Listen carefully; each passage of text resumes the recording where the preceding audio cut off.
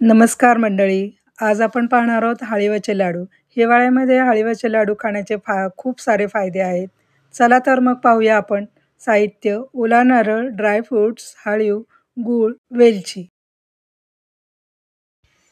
हळीव थोडेसे सुरुवातीला भाजून घ्यायचे. खमंग भाजले की ते छान मोकळे होतात, चिकट होत नाही. म्हणूनसाठी थोडंसं नारळाच्या पाण्यामध्ये ते भिजत ठेवायचे. सुरुवातीला एक 15 मिनटं छान फुलतात ते आणि मग नंतर मोकळे झाले की हवं तेवढं पाणी घालून तेवढं भिजत ठेवायचं. सुंदर असे मऊ लुसलुसीत मस्त लाडू तयार होतात. तर पाहूया आता आपण. कढईमध्ये थोडंसं तूप घालून नारळ छान खमंग भाजून घ्यायचा आधी. ओला नारळ, ड्रायफ्रुट्स,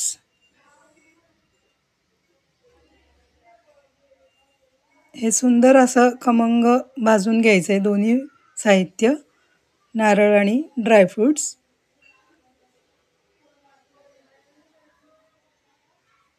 कारण नारळातला थोडासा ओलावा टिकून राहावा म्हणून गूळ घालून दोन्ही मिळून मस्त खमंग भाजून घ्यायचं आहे.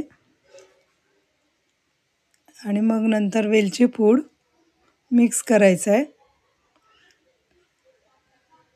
मंद गॅसवर सगळं छान एकजीव होईपर्यंत भाजून घ्यायचं आहे. सगळं सुंदर असं एकजीव झालं की मग त्याच्यामध्ये आपले भिजलेले हळीव मिक्स करायचे. भिजलेले हळीव त्याच्यात सगळे मिक्स करून 2 सेकंद गॅसवर परतवून घ्यायचं आणि गॅस बंद करून द्यायचा आहे. कारण ते ड्राय होता कामा नये. ड्राय झाले तर लाडू कडक होतील, मऊ लुसलुसीत राहणार नाही. आणि आता ज्या आकारात आपल्याला हवे तसे सुंदर छोटे मोठे लाडू वळून घ्यायचे. झाले तर मग पहा बरं किती सुंदर घरच्या घरी लाडू तयार होतात.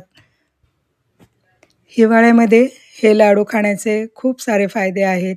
आवडल्यास व्हिडिओ लाईक करा, शेअर करा, कमेंट करून नक्की सांगा कसे झाले.